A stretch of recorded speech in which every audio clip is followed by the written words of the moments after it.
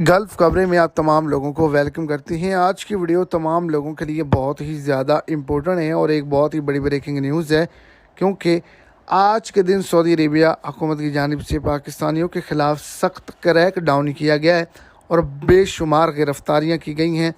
तमाम लोगों को पकड़ा जा रहा है, चेकिंग की जा रही है और जुर्माने किए जा रहे हैं, जेल में डाला जा रहा है और डिपोर्ट भी किया जा रहा है। इन्होंने ऐसी कौन सी घटिया हरकत की है जिसकी वजह से तमाम वर्कर हजरात की चीखें निकल चुकी हैं, उनके ख़िलाफ़ भी सख्त कार्रवाई की जा रही है।